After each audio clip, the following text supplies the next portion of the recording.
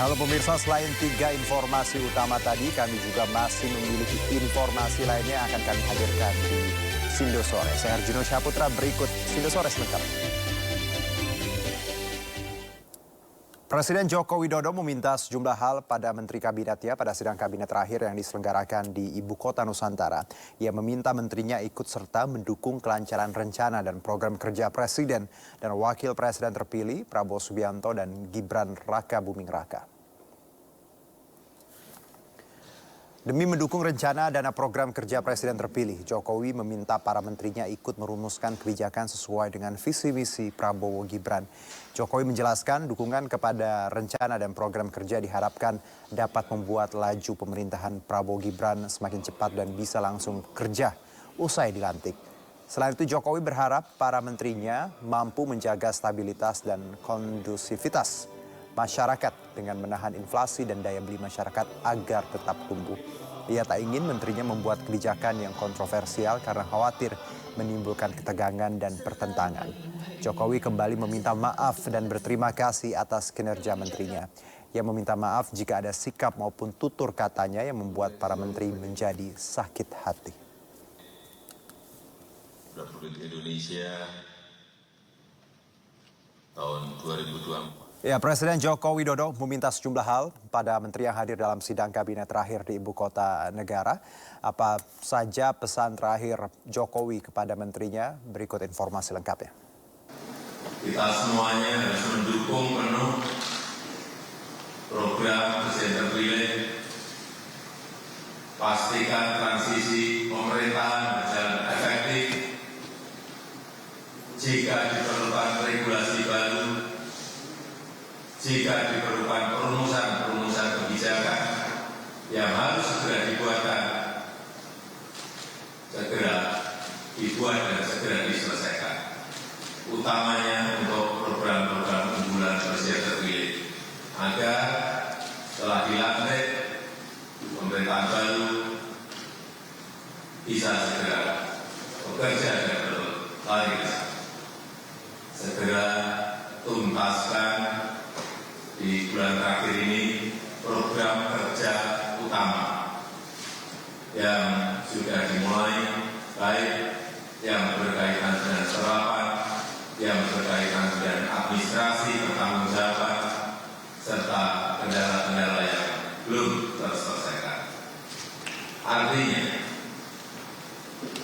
kita harus bisa menjaga daya beli masyarakat, jaga inflasi, menjaga pertumbuhan, menjaga keamanan, menjaga ketertiban, dan jangan membuat kebijakan yang ekstrim, terutama yang berkaitan dengan derajat hidup orang banyak, yang berpotensi merugikan masyarakat luas, yang berpotensi menimbulkan gejolak.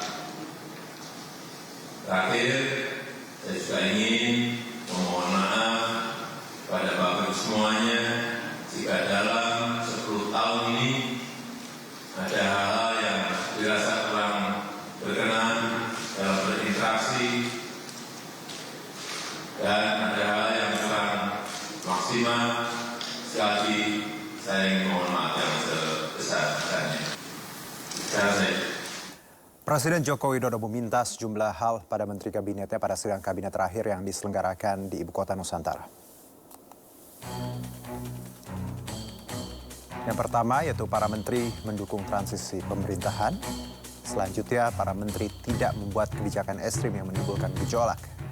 Yang ketiga, para menteri wajib mendukung program Prabowo Gibran. Lalu yang keempat, TNI Polri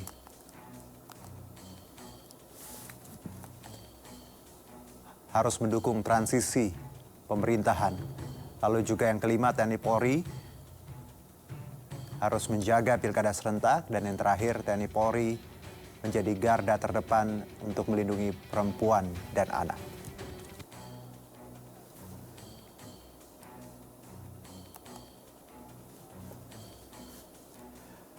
Pembangunan infrastruktur di Ibu Kota Nusantara terus dikebut, terutama di kawasan Istana Negara Ibu Kota Nusantara.